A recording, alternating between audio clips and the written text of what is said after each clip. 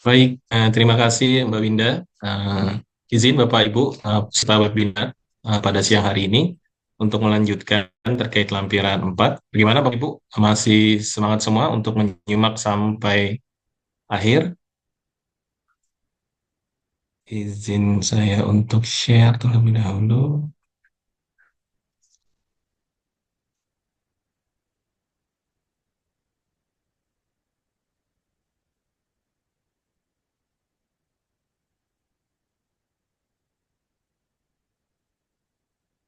Baik, terkait lampiran 4 selanjutnya, untuk lampiran-lampiran yang akan saya jelaskan di sini, ada beberapa bagian yang sifatnya kondisional dan ada juga yang mandatori.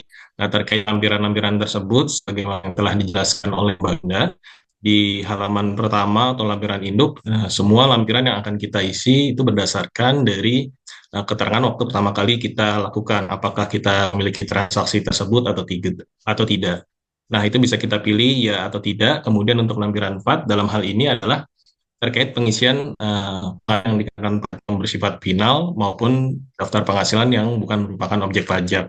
Nah, lampiran 4 ini akan muncul apabila wajib pajak atau perusahaan dengan bidang tertentu untuk mengklik atau tombol ya. Selanjutnya, terkait pengisian final maupun bukan objek pajaknya, di sini untuk terkait header tahun pajak maupun PWP, ini sudah terisi secara otomatis di dalam sistem. Kemudian terkait penghasilan yang dikenakan PPh yang bersifat final tersebut, ini akan terisi secara populasi dari ibu pot yang Bapak Ibu bayarkan sendiri. Namun dalam hal ini juga uh, wajib pajak juga bisa mengklik tambah maupun juga menghapus dari berbagai macam transaksi terkait penghasilan yang dikenakan bersifat final. Nah, ini untuk situasi-situasinya bisa Bapak Ibu perhatikan apakah terkait penghasilan yang bersifat final itu sudah semua masuk atau belum. Jika memang belum, kita klik tambah. Kemudian dalam hal ini apabila ada beberapa transaksi yang tidak sesuai atau memang sesungguhnya bukan mencerminkan transaksi yang Bapak Ibu lakukan, ini juga bisa Bapak Ibu untuk hapus. Nah, untuk isiannya di sini ada beberapa hal. Di sini ada NPWP pemotong, kemudian nama pemotongnya, terus kode objek pajaknya, kemudian objek pajaknya apa, terus DPP. Selanjutnya terkait pengisian PPh yang bersifat ini, ketika kita mengklik ikan tambah, di sana kita bisa memasukkan NPWP pemotong, nama pemotongnya, terus kemudian objek pajaknya itu apa. Kalau untuk yang final dalam hal ini yang bisa ditampilkan adalah persewaan tanah dan atau bangunannya, kemudian DPP-nya berapa, kemudian tarifnya, sehingga di bawah itu masuk ke dalam PPh final terutangnya berapa. Kemudian dari beberapa isian tersebut, Bapak Ibu bisa melakukan klik atau memencet tombol simpan. Selanjutnya untuk bagian B terkait penghasilan tidak termasuk objek pajak. Di sini juga sama seperti poin yang sebelumnya. Di sini juga Bapak Ibu bisa menambahkan beberapa informasi terkait penghasilan yang tidak termasuk objek pajak, maupun juga menghapus beberapa informasi yang tercantum di dalam transaksi ini. Nah, bagaimana cara untuk mengklik tombol tambah atau menambahkan terkait penghasilan yang tidak termasuk objek pajak? Ini Bapak Ibu bisa masukkan kode terkait PPh pasal 4 ayat 3 terkait jenis penghasilannya ini bisa berupa bantuan atau sumbangan. Kemudian sumber penghasilannya itu dari mana? Apakah dari PTA, PTB, atau PTC?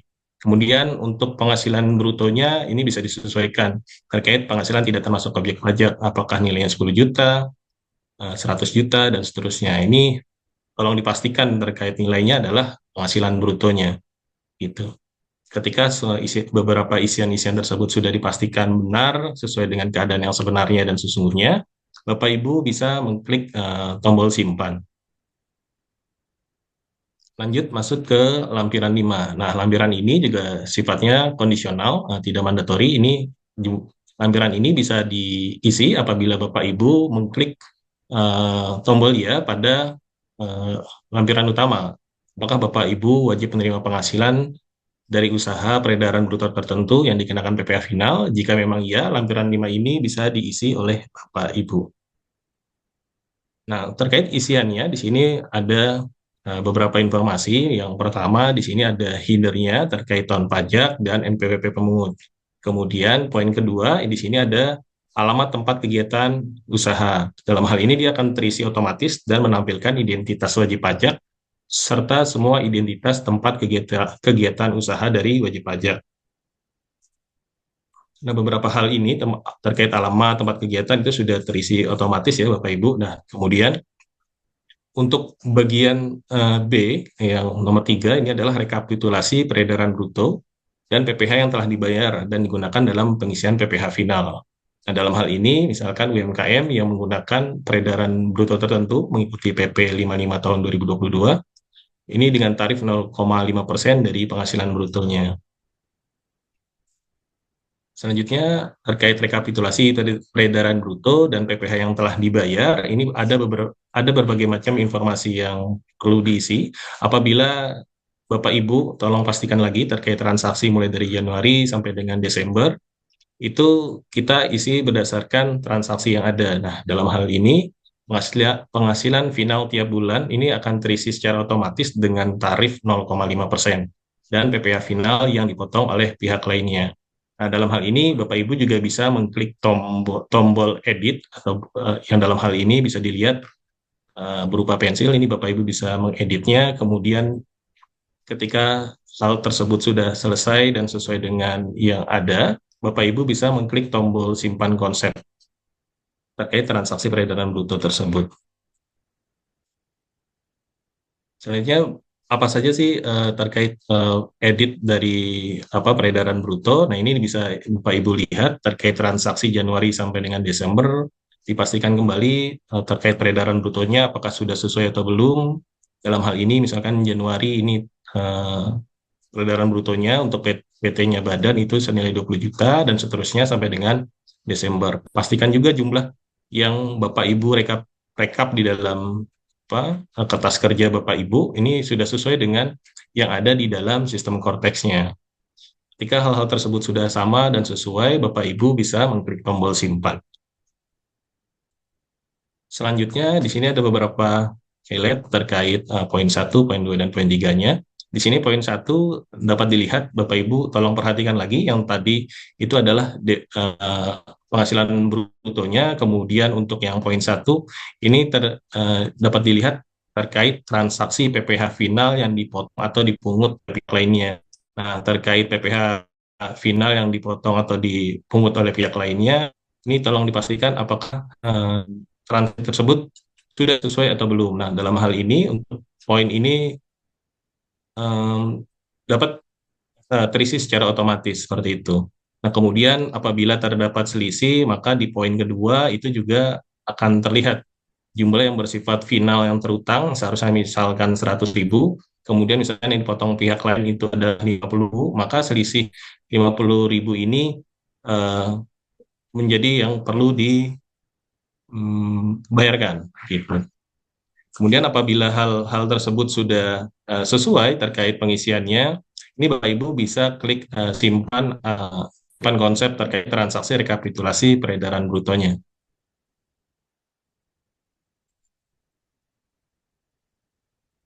Masuk ke lampiran 6, ini sifatnya juga kondisional apabila ini salah satu lampiran yang diisi apabila kita mengklik tanda tidak atau silang ya. Untuk lampiran 6 ini berisi tentang angsuran PPh tahun berjalan. Nah, apa saja yang ada di dalam lampiran 6 ini? Ini untuk headernya dapat Bapak Ibu lihat untuk tahun pajak dan NPWP ini sudah mandatori, sudah terisi secara otomatis. Kemudian beberapa hal yang perlu diisi ini mulai dari poin 1 sampai dengan 7. Yang untuk poin pertama adalah penghasilan yang menjadi dasar perhitungan angsuran. Ini untuk penghasilan yang menjadi dasar perhitungan angsuran, Bapak Ibu bisa tulis atau sampaikan nominalnya ini sesuai dengan perhitungan SPT PPh Badan tahun sebelumnya. Kemudian terkait kompensasi kerugian fiskal ini bisa Bapak Ibu isi. Ini cara ngisinya ada dimasuk ke lampiran 7. Nah, ini terkait kompensasi kerugian fiskal ini ada batasan tertentunya 5 tahun. Kemudian nanti dia akan mengakumulasi sendiri poin satu dan poin 2-nya menjadi PKP. Kemudian PPh terutangnya berapa, terus apabila Bapak Ibu memiliki kredit pajak yang lalu atas penghasilan tersebut, ini bisa dikreditkan, kemudian nanti akan eh, terisi juga terkait poin 6 dan poin 7-nya.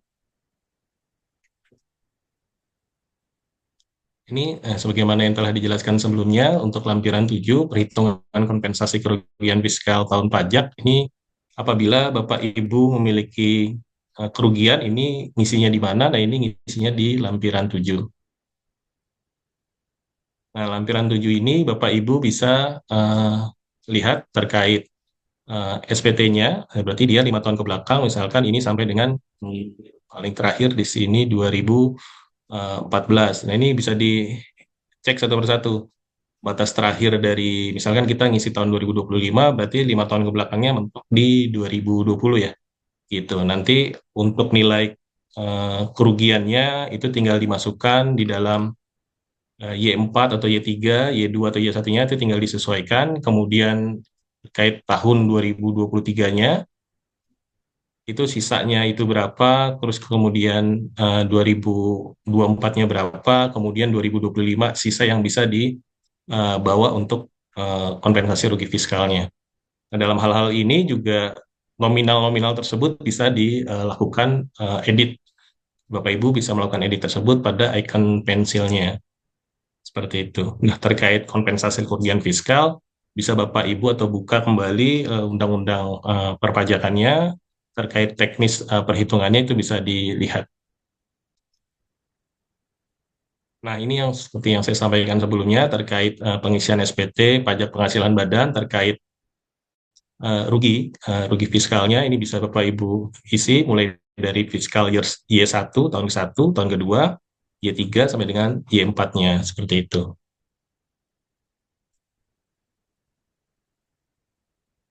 Nah, dalam hal ini juga, ini yang sebagai contoh di tahun 2022 ini disampaikan juga terkait laba rugi neto fiskalnya, ini nilainya 20 juta, kompensasi kerugian fiskal tahun keempat ya nol, terus kemudian ya tiga, ya dua, ya satu semua nol, ini tinggal disesuaikan sesuai dengan perhitungan yang sudah Bapak Ibu lakukan di kertas kerja masing-masing. Apabila pengisian tersebut sudah sesuai terkait apa namanya perhitungan kompensasi kerugian fiskal, Bapak Ibu bisa klik tombol simpan untuk menyimpan hasil isian yang sudah Bapak Ibu lakukan, baik kerugian fiskal yang ada atau yang terjadi di tahun 2024-nya, 2023, 2022, 2021, itu tinggal dilakukan pengisian atau penginputan yang benar.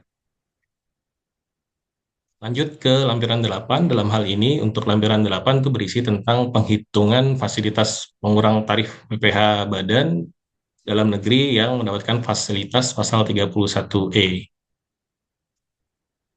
Nah, terkait transaksi ini, untuk headernya sama, ini sifatnya ini sudah terisi secara otomatis mulai tahun pajak maupun NPWP-nya. Nah, untuk pemanfaatan berdasarkan pasal 31E Undang-Undang PPh, ini bisa Bapak Ibu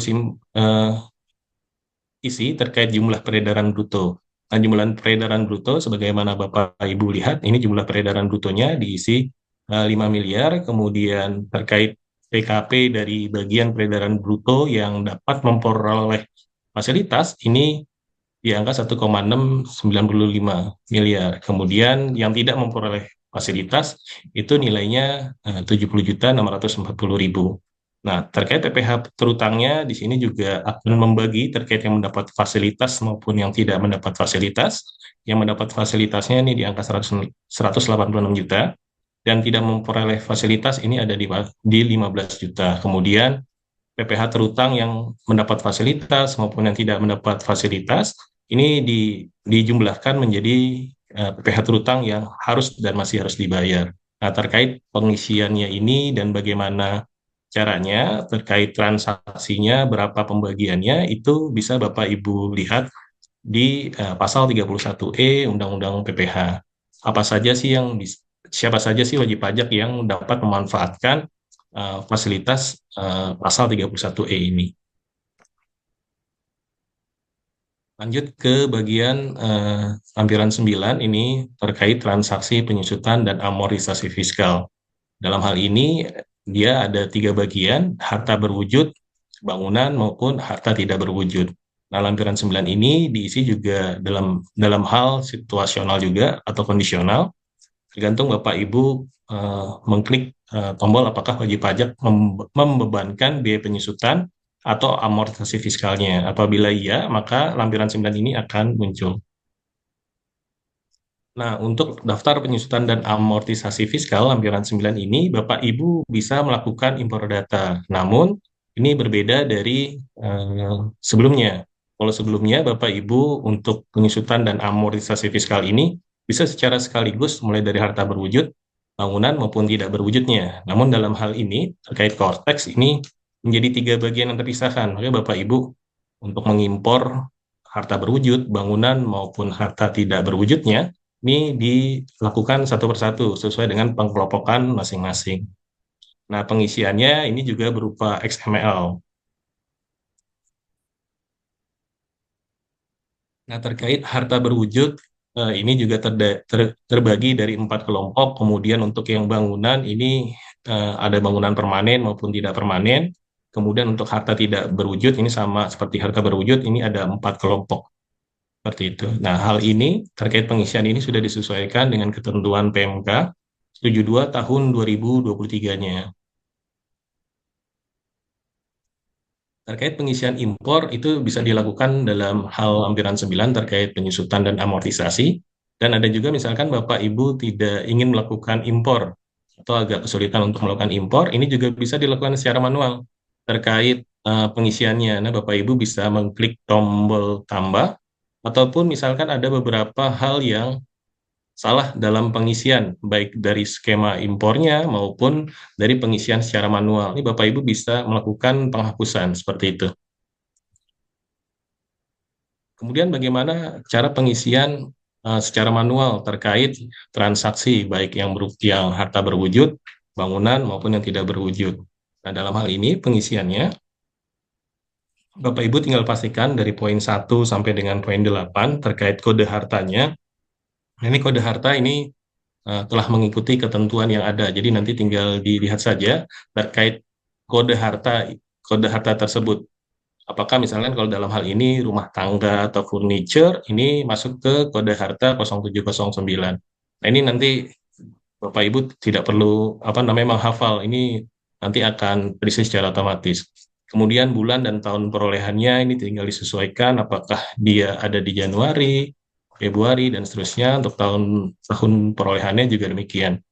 Nah, terkait harga perolehan, ini tinggal diisi saja terkait harga perolehan barang tersebut nilainya berapa, kemudian nilai sisa buku pada awal tahunnya itu berapa, kemudian metode penyusutan atau amortisasi, ini baik komersial maupun fiskalnya ini disesuaikan dengan metode yang ada di perusahaan. Misalkan kebetulan dalam hal ini metode penyusutan amortisasi dan penyusutannya antara komersial dan fiskal ini sama garis lurus.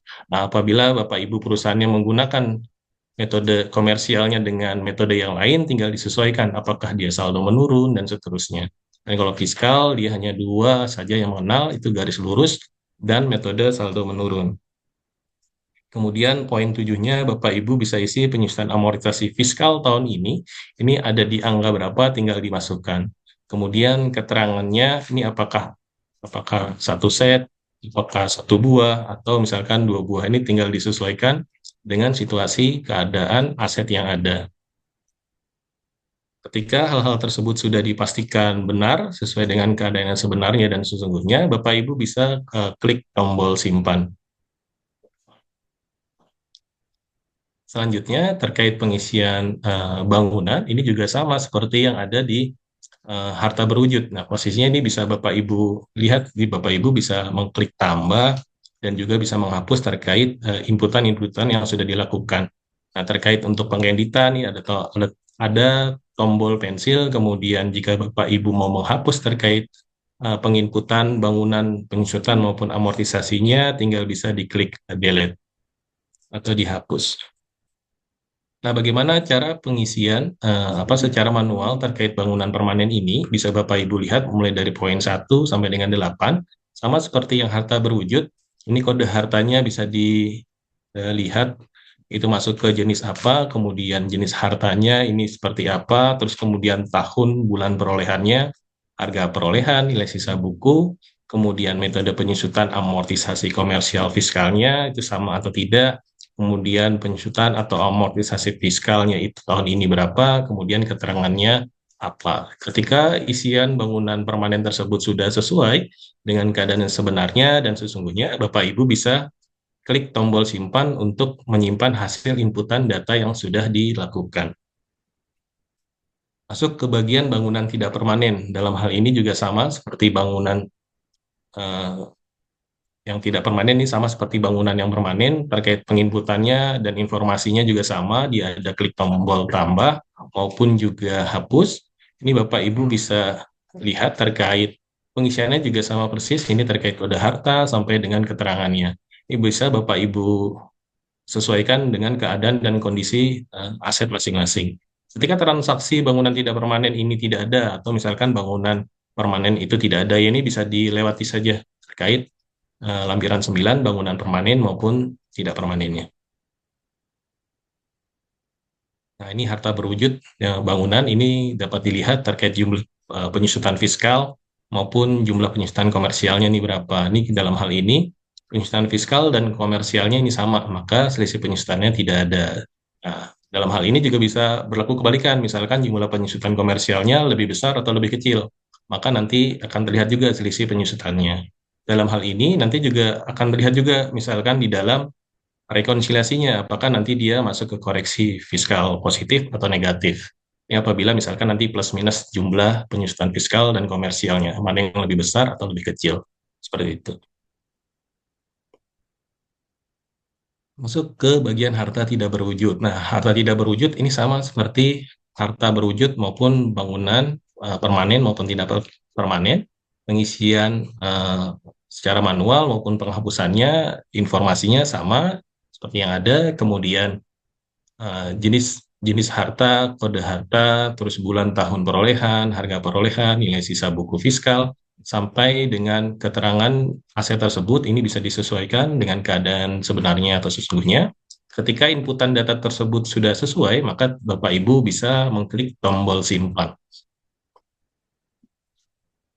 Selanjutnya, harta tidak berwujud ini juga akan muncul terkait jumlah amortisasi fiskal dan komersialnya. Ini apabila terdapat selisih, ini dia akan mengakumulasi apakah dia lebih besar atau lebih kecil terkait amortisasi fiskal dan komersialnya.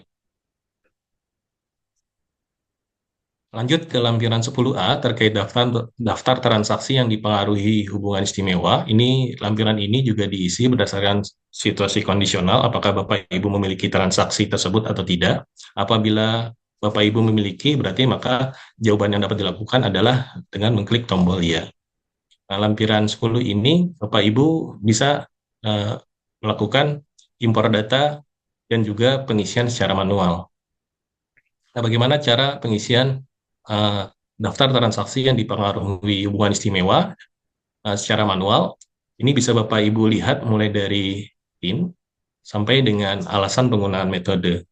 Nah, di sini Bapak Ibu bisa dilihat terkait PIN-nya, related party-nya diisi dengan NPWP dari pihak yang memiliki hubungan istimewa dalam negeri, misalkan itu untuk NPWP-nya. Kemudian untuk PIN itu bisa dari hubungan istimewa wajib pajak luar negeri. Kemudian nama pemotongnya ini diisi dengan nama lengkap pihak yang memiliki hubungan istimewa dengan wajib pajak tersebut. Kemudian negaranya ini diisi, misalkan dia negara dari India, dari Singapura, dan seterusnya. Ini diisi berdasarkan asal negara pemotong pajaknya. Nah, bentuk hubungannya, sini ada bentuk hubungannya, kegiatan usaha, ini disesuaikan. Bentuk hubungannya ini mengikuti Undang-Undang Pajak Penghasilan yang pasal 18. Apakah dia berdasarkan 18 huruf A, huruf B-nya, huruf C, maupun yang keempat, dia masuk ke pasal 9 ayat 1 terkait perjanjian penghindaran pajak berganda, tax treaty, antara Indonesia dengan negara domisili yang memiliki hubungan istimewa dengan wajib pajak. Kemudian poin 5 kegiatan usaha. Nah, ini diisi oleh wajib pajak atas kegiatan usaha mitra transaksinya. Yang poin 6 jenis transaksinya. Ini jenis transaksi bisa dipilih berdasarkan jenis transaksi yang ada, apakah transaksi tersebut berupa penjualan barang berwujud, apakah pembelian, terus kemudian penjualan barang modal, ataupun penyerahan jasa, pemanfaatan jasa, ataupun bisa juga transaksi penyerahan lain yang tidak dapat diidentifikasi sebagaimana poin 1 sampai dengan poin 12. Kemudian terkait pembeliannya juga demikian, apakah pembelian tersebut tidak ada di dalam jenis transaksi poin 1 sampai poin 12, ini bisa diisi sesuai dengan ketentuan transaksi penyerahan lain poin 13 dan poin 14-nya. Bagaimana nilai transaksinya? Nah, ini nilai transaksi ini diisi wajib pajak dengan nilai transaksi yang terjadi antara mitra transaksi. Nah, nilai transaksi ini untuk memudahkan melihat ini bisa terlihat di dalam laporan audit. Kemudian untuk poin 8, metode penentuan harga transfer yang digunakan, ini yang bisa kita lihat, ini sebenarnya cuma ada 5 yang biasa lumrah kita tahu, itu misalkan CAP, TNMM, RPM, CPM. Nah, itu dalam hal-hal itu bisa kita input. Nah, dalam hal ini 8 di poin 8 metode penentuan harga transfer yang digunakan ini tuh ada berbagai macam. Contohnya dalam hal ini ada 9 metode. Yang pertama ini metode perbandingan harga antar pihak yang independen, kemudian metode biaya plus, kemudian metode harga penjualan kembali, kemudian metode laba transaksional, ini TNMM, kemudian yang kelima, metode pembagian laba. Yang keenam, metode pembagian transaksi independen. Yang ketujuh, ini metode dalam penilaian harta berwujud maupun harta tidak berwujudnya. Sampai dengan ke metode biaya plus dengan kebesaran kenaikan.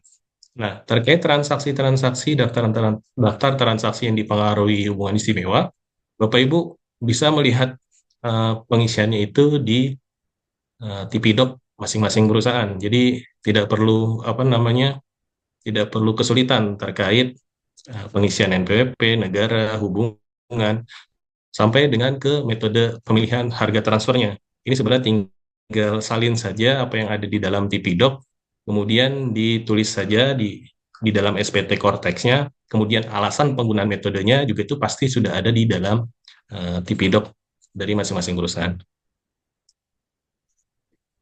Ini seperti yang saya sampaikan sebelumnya, ini tinggal alasan penggunaan metode, ini bisa ditulis berdasarkan hasil Tipidok yang sudah dibuat. Ketika inputan tersebut, informasi data tersebut sudah sesuai, Bapak Ibu bisa klik tombol simpan terkait isian tersebut. Dari berbagai macam penginputan, klik tombol tambah apabila Bapak Ibu dirasa ada yang masih salah, ini Bapak Ibu juga bisa melakukan hapus terkait transaksi yang dipengaruhi hubungan istimewa tersebut. Nah, dalam hal ini juga, lampiran 10A ini juga bisa dilakukan secara impor data melalui format XML. Misalkan transaksi hubungan istimewa ini cukup banyak ya. Misalkan ada 50 atau dan seterusnya, ini bisa dilakukan impor data. Tapi kalau cuma 1, 2, atau 3, lebih enak dan lebih eh, cepat itu sebenarnya diisi melalui secara manual gitu. Jadi tidak ada kesalahan terkait pengisiannya.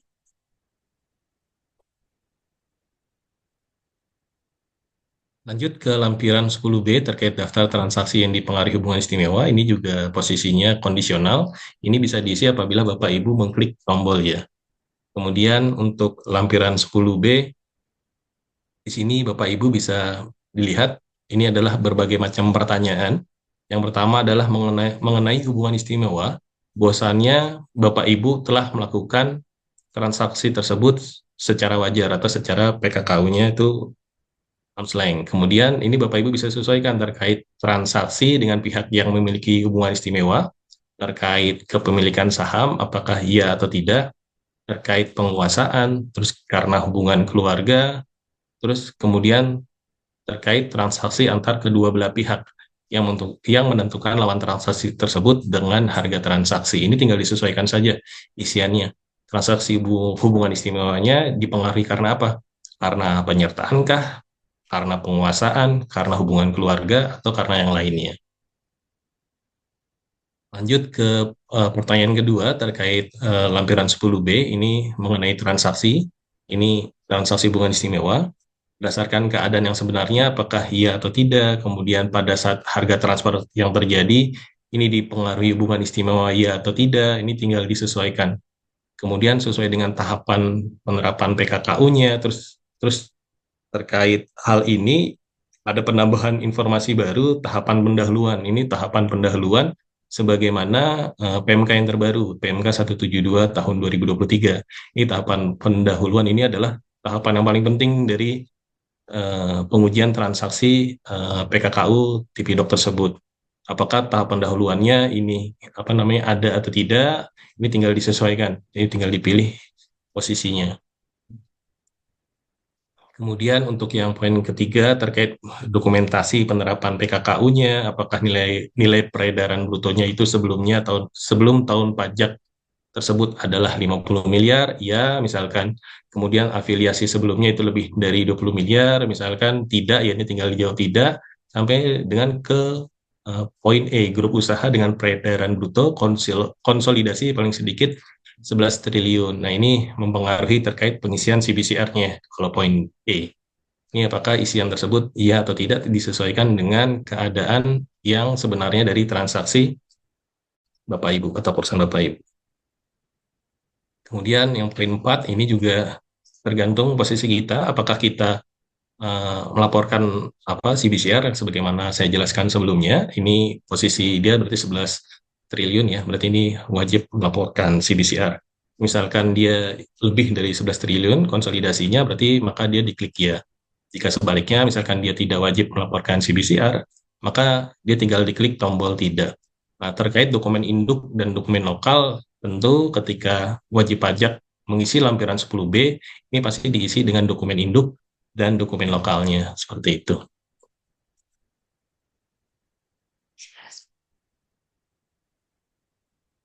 Lanjut ke lampiran 10C, terkait pernyataan transaksi dengan pihak yang merupakan penduduk tax haven country.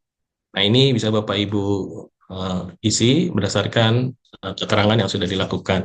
Apakah Bapak Ibu memiliki transaksi dengan penduduk tax haven country? Ini bisa dipilih nama mitra transaksinya siapa, jenis transaksinya, kemudian negara mana apa tax haven country tersebut. Ini Bapak Ibu bisa isi secara manual terkait nama mitra transaksinya, jenis transaksi, negara, nilai transaksi. Ini ketika inputan tersebut sudah sesuai dengan keadaan yang sebenarnya dan sesungguhnya dari transaksi tersebut, maka Bapak Ibu bisa klik tombol simpan.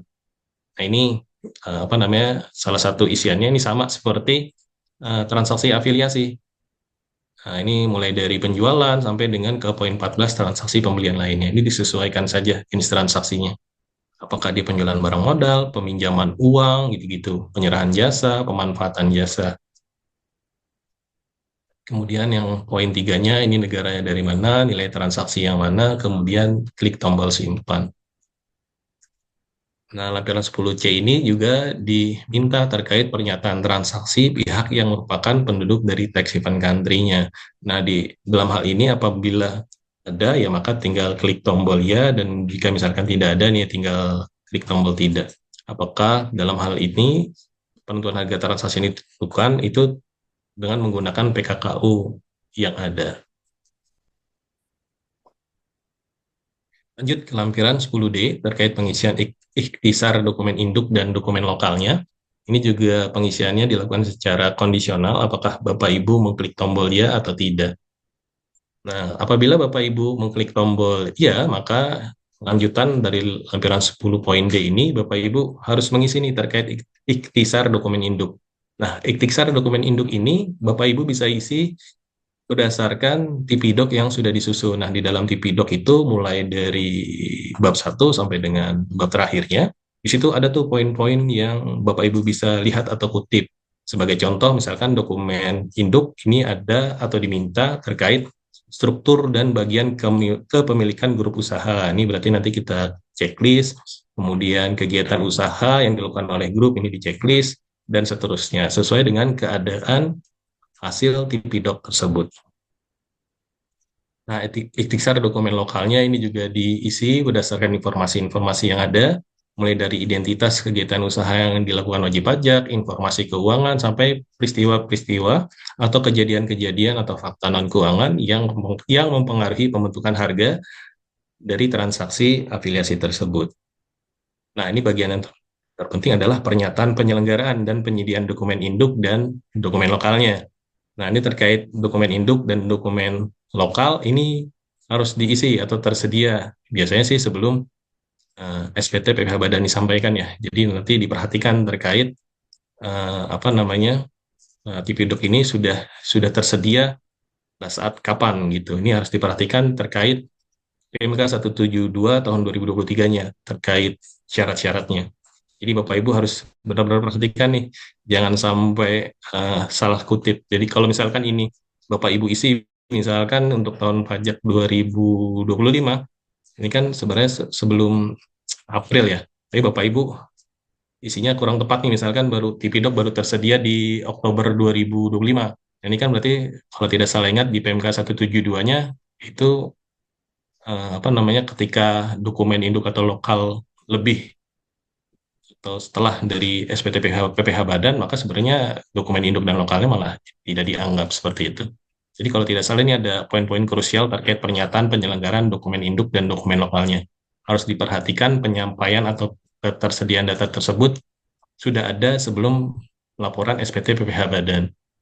Maka dengan demikian penginputan hubungan istimewa lampiran dari B, C, dan D-nya untuk lampiran 10 ini bisa diisi berdasarkan eh, Lipidoc gitu. Jadi tidak tidak asal terkait pengisian hubungan istimewa tersebut.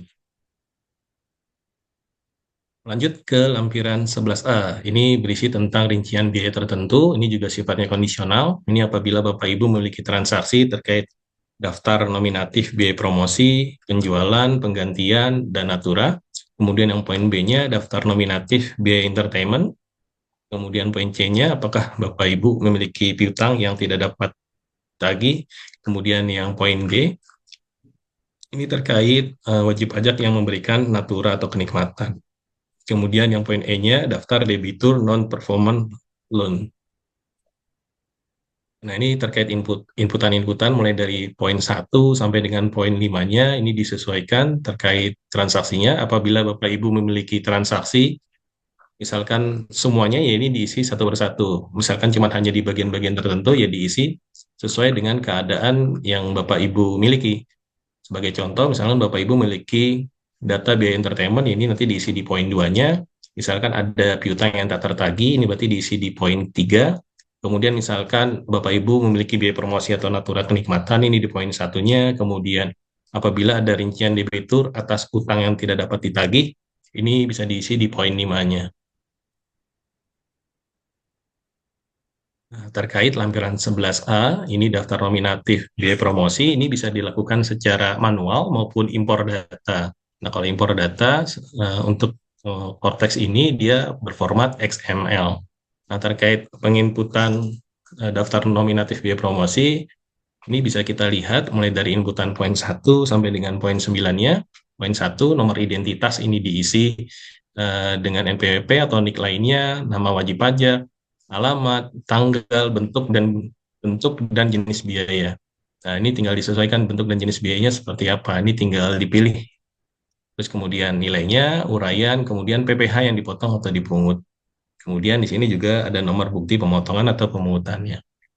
Apabila hal-hal tersebut sudah diisi dengan benar, lengkap, dan jelas, kemudian dengan keadaan yang sebenarnya dan sesungguhnya, Bapak Ibu bisa klik tombol simpan. Nah, ini terkait daftar nominatif entertainment, ini sama seperti yang dijelaskan sebelumnya. Ini bisa diisi secara manual maupun juga impor. Dan apabila terjadi inputan yang salah, Bapak Ibu juga bisa menghapus transaksi tersebut. Ini isiannya terkait yang lampiran 1A, yang kedua, daftar nominatif payment. Ini Bapak Ibu bisa isi tanggal pemberian entertainment-nya kapan, tempat, alamat, jenis, nilai, nama relasi usaha yang diberikan terkait entertainment tersebut, terus jabatannya apa, nama perusahaan, jenis usaha, sampai dengan keterangan. Ketika isian-isian tersebut sudah benar, maka Bapak Ibu bisa klik tombol simpan. Lanjut ke bagian lampiran 11A, bagian ketiga, ini daftar piutang yang nyata-nyata tidak dapat ditagih. Ini Bapak Ibu juga bisa melakukan terkait pengisian manual maupun impor data. Nah, bagaimana cara pengisian manualnya? Ini Bapak Ibu bisa klik tombol tambah. Nah, ini sama isiannya, sama persis seperti yang tadi Bapak Ibu isi berbagai macam keterangan yang harus diisi. Kemudian ketika sudah diisi semua, maka Bapak Ibu bisa klik tombol simpan. Lanjut ke lampiran 11A, poin keempat, ini rekapitulasi pemberian natura atau kenikmatan. Dalam hal ini pengisiannya hanya bisa dilakukan secara manual, tidak bisa dilakukan secara import. Kemudian untuk lampiran 11A, bagian 4A, ini terkait daftar sarana dan fasilitas serta penyusutannya. Ini bisa Bapak Ibu isi dengan mengklik tombol tambah, tidak bisa melakukan dari skema import. Nah, bagaimana cara pengisian lampiran 11A, poin 4A, terkait daftar sarana dan fasilitas serta penyusutannya? Ini Bapak Ibu bisa klik beberapa informasi dari poin 1 sampai dengan poin 4. Terkait poin 1, ini Bapak Ibu bisa isi jenis sarana dan fasilitas di lokasi kerja untuk pegawai dan keluarganya, kemudian tahun perolehannya, terus kemudian nilai perolehan, penyusutan sampai dengan tahun lalunya berapa, kemudian tahun ini berapa, terus dia akan mengakumulasi di poin 6-nya. Ketika itu semua sudah diisi, maka Bapak Ibu bisa klik tombol simpan. Nah, ini terkait lampiran 11A yang bagian 4B-nya, rincian penggantian atau imbalan bentuk natura. Kenikmatan yang diberikan berkenaan dengan pelaksanaan pekerjaan di daerah tertentu. Nah, ini Bapak Ibu isi nih, terkait alamat lokasi, nomor surat keputusan daerah tertentunya seperti apa, sampai dengan ke jumlah biaya yang dikeluarkan. Seperti itu. Ketika hal-hal tersebut sudah dipastikan sama, benar, terus kemudian Bapak Ibu bisa klik tombol simpan. Kemudian masuk ke lampiran 11A, bagian 5, terkait daftar debitur non-performing loan. Apabila Bapak Ibu memiliki transaksi ini, ya diisi seperti transaksi-transaksi sebelumnya. Ini Bapak Ibu bisa mengklik tombol tambah, atau Bapak Ibu bisa melakukan melalui skema impor. Nah, bagaimana cara pengisian secara manualnya, Nak? Terkait eh, pengisian secara manual, ini bisa Bapak Ibu lihat mulai dari poin 1 sampai dengan 7-nya. Ini Bapak Ibu bisa isi dengan nomor identitas debitur, nama debitur, alamat lengkap debiturnya, sampai dengan ke kategori kreditnya. Misalkan dia kurang lancar, diragukan, ataupun macet, seperti itu. Ini berbagai macam identitas debitur. Apakah posisinya dia memang kurang lancar dalam pembayaran atau diragukan dalam pembayarannya atau sama sekali dia tidak bisa membayar, ini bisa dikategorikan. Ini bisa ketika inputan tersebut sudah diisi berdasarkan data yang sebenarnya dan sesungguhnya, maka Bapak Ibu bisa mengklik tombol simpan terkait transaksi yang sudah diisi.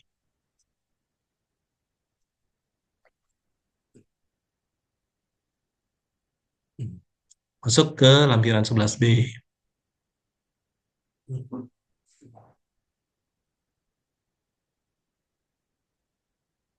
Lanjut masuk ke lampiran 11B terkait penghitungan biaya pinjaman yang dapat dibebankan untuk keperluan penghitungan pajak penghasilan. Ini mulai dari poin A sampai dengan poin C, perhitungan EBITDA, DER, maupun dengan penghitungan biaya pinjaman. Dengan lampiran 11B ini bisa terisi secara otomatis ketika kita sesuai dengan perhitungan earning before interest tax atau EBIT. Kemudian depresiasi, amortisasi. Nah, dapat diubah juga dalam hal ini. Dalam hal ini, kondisi tersebut bisa diubah juga. Sebentar.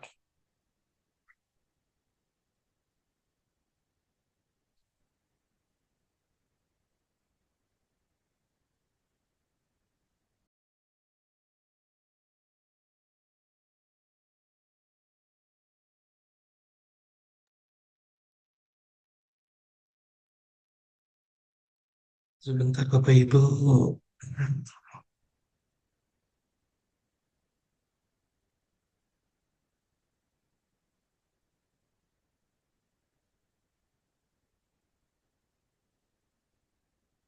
Oke, kita lanjut Bapak Ibu.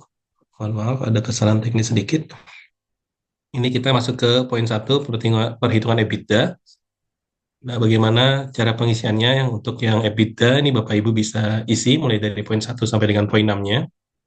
Penghasilan neto komersial sampai dengan EBITDA-nya yang 25%. Ini tentu diisi berdasarkan sesuai dengan keadaan yang sebenarnya dan sesungguhnya dari perhitungan EBITDA tersebut. Kemudian masuk ke lampiran 11D bagian 2, ini terkait DER-nya. Nah, terkait lampiran 11B ini mulai dari poin 1 sampai dengan poin 4, ini apabila Bapak Ibu memiliki transaksi, ya maka diisi sesuai dengan transaksi yang sebenarnya dan sesungguhnya. Dan apabila lampiran 11B ini Bapak Ibu tidak memiliki transaksi tersebut, maka bisa diisi dengan cukup mengisi 00 saja di setiap bagian-bagian tersebut. Mulai dari perhitungan EBITDA, kemudian DER-nya, kemudian masuk ke perhitungan saldo rata-ratanya, misalkan ini tidak ada, ya ini tinggal disesuaikan saja, tinggal diisi 0. Dan apabila ada, maka diisi sesuai dengan data yang sebenarnya atau sesungguhnya. Ini ketika semua sudah diisi dengan benar, lengkap, dan jelas, tinggal diklik simpan, simpan, dan seterusnya, peminjam, dan seterusnya. Terus lampiran C terkait laporan utang swasta luar negerinya. Terus isian laporan utang swasta luar negeri ini bisa diisi secara manual, tidak bisa melakukan dari skema impor. Kemudian 11C-nya utang swasta luar negeri mulai dari nama pemberi pinjaman sampai dengan peruntukan pinjaman. Ini disesuaikan dengan keadaan yang sebenarnya dan sesungguhnya. Dan isian-isian tersebut apabila Bapak Ibu sudah isi dengan benar, lengkap, dan jelas, ini tinggal diklik simpan. Ini juga berlaku untuk transaksi-transaksi selanjutnya terkait lampiran 11C, lampiran 11B, C, D, dan E-nya. Jadi kita langsung masuk ke lampiran 13A terkait daftar fasilitas penanaman modal. Ini diisi juga berdasarkan situasi yang kondisional. Ini tinggal kita klik iya apabila transaksi tersebut benar adanya. Atau misalkan lampiran 13A ini sisi Bapak Ibu tidak memiliki fasilitas penanaman modal, maka bisa diisi juga dengan mengklik tombol tidak. Nah, ini headernya untuk tahu tahun pajak dan NPWP ini terisi secara otomatis. Kemudian untuk pengisiannya terkait daftar fasilitas penanaman modal ini hanya bisa dilakukan secara manual, tidak ada impor. Untuk pengisiannya bisa dilakukan dengan informasi yang ditampilkan sebagaimana yang ada di layar. Nah, ini terkait keputusan pemberitahuan pemberian fasilitasnya diisi sesuai dengan data yang sebenarnya, data sesungguhnya. Ketika inputan-inputan tersebut sudah betul, benar, dan adanya, ini Bapak Ibu bisa mengklik tombol simpan. Lanjut ke lampiran 13B, ini terkait daftar tambahan pengurangan penghasilan bruto, ini sifatnya juga kondisional. Nah, ini bisa diisi terkait yang daftar tambahan pengurang penghasilan bruto, ini ada situasinya, vokasi itu paling tinggi 200%, Litbang itu 300%, vokasi IKN itu 250%, dan terkait isian-isian mulai dari bagian A, B, C, dan D ini diisi sesuai dengan peruntukannya, apakah Bapak Ibu memiliki transaksi tersebut atau tidak. Nah, terkait pengisiannya ini hanya bisa dilakukan secara manual. Nomor perjanjiannya tinggal disebutkan nomor perjanjiannya berapa, tanggal perjanjiannya, mitra kegiatannya itu apa, misalkan dalam hal ini SMK, madrasah, dan seterusnya. Nah, ini keterangannya ini diisi dengan penjelasan singkat terkait perjanjian kerjasama. Ketika itu sudah dipastikan benar, maka diklik simpan. Selanjutnya, ini nanti berupa lampiran 13B, ini daftar tambahan pengurang penghasilan bruto. Di sini bisa Bapak Ibu lihat terkait penyediaan fasilitas fisik sampai dengan ke bagian 5, biaya sertifikasi, listrik, air, dan bahan bakar, serta pelaksanaan praktik kerja dan atau pemagangan. Nah, ini bisa Bapak Ibu isi dengan berbagai macam rekapitulasi biaya, kegiatan praktik kerja pemagangan, maupun pembelajaran dalam rangka pembinaan dan pengembangan SDM. seperti itu. Biaya-biayanya itu seperti apa aja? Nah, ini biaya-biayanya seperti poin satu dengan sampai dengan poin 5. Itu tinggal Bapak Ibu isi berdasarkan data yang ada. Seperti itu. Tentu dalam pengisian tersebut harus mempertimbangkan dengan data yang ada seperti nomor proposal, jangka waktu pengeluaran biaya dari tahun berapa sampai dengan ke berapa jumlah biayanya, persentase fasilitasnya, sampai dengan terakhir. Ketika pengisian itu sudah semua, maka Bapak Ibu bisa klik tombol simpan atau save. Ini sebagaimana yang telah dijelaskan sebelumnya terkait apa namanya besaran nilai persentase tambahan pengurang penghasilan bruto yang dapat diperoleh wajib pajak. Ini besarannya bisa dilihat mulai dari poin 1 sampai dengan poin 8, mulai dari 200% sampai dengan ke 25%. Ketika itu semua sudah dipilih berdasarkan transaksi yang ada, maka Bapak Ibu bisa mengklik tombol simpan untuk menyimpan berbagai macam inputan tersebut. Kemudian ini terkait perhitungannya tambahan pengkurang penghasilan bruto ini akan terisi secara otomatis sebagaimana yang telah kita isi sebelumnya. Ini ketika sudah terisi secara otomatis, kemudian Bapak Ibu bisa klik tombol simpan konsep. Masuk ke lampiran 13C, daftar fasilitas pengurang PPh badannya. Nah, ini Bapak Ibu bisa melaporkan transaksi pengeluaran PPh badan bagi industri pionir, kegiatan utama di kawasan ekonomi khusus, mempercepat pengembangan ibu kota Nusantara, kemudian sektor keuangan, misalkan di Financial Center Ibu Kota Nusantara, atau yang lainnya pelaku usaha yang mendirikan atau memindahkan kantor pusat atau kantor regionalnya ke IKN. Ini daftar fasilitas pengurangan PPh badan. Ya, apabila Bapak Ibu memiliki transaksi tersebut, diisi pada bagian ini. Nah, ini terkait fasilitas untuk pengurangan pajak penghasilan badan, ini diisi sesuai dengan keadaan atau identitas dari transaksi tersebut. Ini sebagai contoh, ini keputusan pemberian fasilitasnya apa, tanggal keputusan, sampai dengan besaran fasilitas pengurangan PPh terutangnya. Ketika transaksi tersebut sudah ada, maka Bapak Ibu bisa klik simpan atas transaksi yang sudah dilakukan. Ini sebagaimana penjelasan saya sebelumnya, ini diisi sesuai dengan keadaan keputusan pemberian fasilitas dari pengurangan PPh badan tersebut. Lanjut, lampiran ke-14 ini terkait penggunaan sisa lebih untuk pembangunan dan pengadaan sarana dan prasarana. Ini untuk lampiran ini juga sifatnya kondisional bagi Bapak Ibu yang memilih jawaban dengan iya. Nah, terkait sisa lebih ini merupakan sisa lebih yang diterima atau diperoleh. Yang ini ada dua hal. Ini adalah badan atau lembaga sosial atau keagamaan yang terdaftar pada instansi yang membidanginya, atau badan atau lembaga nirlaba yang bergerak di bidang pendidikan, penelitian, pengembangan yang telah terdaftar pada instansi yang membidanginya dari penyelenggaraan pendidikan atau penelitian seperti itu. Nah, yang ditanamkan kembali ini pembangunan dan pengadaan sarana dan prasarana ini dalam jangka waktu paling lama 4 tahun sejak diperolehnya sisa lebih tersebut. Jadi transaksi ini diisi bagi wajib pajak yang memiliki kriteria tersebut. Nah, ini pengisiannya hanya bisa dilakukan secara manual. Nah, ini bagaimana tata cara pengisiannya? Ini diisi berdasarkan situasi yang ada terkait formulirnya, terkait lampiran 14. Nah, lampiran 14-nya disesuaikan mulai dari poin 2, poin 3, poin 4-nya. Ini diisi sesuai dengan pilihan-pilihan yang telah ditampilkan. Nah, terkait transaksi poin 4 ini bisa Ibu Bapak pilih mulai dari ditanamkan kembali, terkait apa prasarana yang digunakan sendiri, fasilitas umum maupun ke lembaga lain. Dan juga bisa juga dipilih nih bentuk penanaman kembali sisa lebihnya apakah ditanamkan dalam dana abadi gitu. Nah, poin 5, poin 6, poin 7, dan poin 8 ini diisi sesuai dengan apa keadaan yang sebenarnya atau sesungguhnya dari transaksi tersebut. Baik, Bapak Ibu terkait lampiran-lampiran mulai dari lampiran 1 sampai dengan lampiran 14 sudah kami jelaskan terkait pengisian SPT PPh Badan melalui form. Selanjutnya, saya kembalikan kepada Yuli.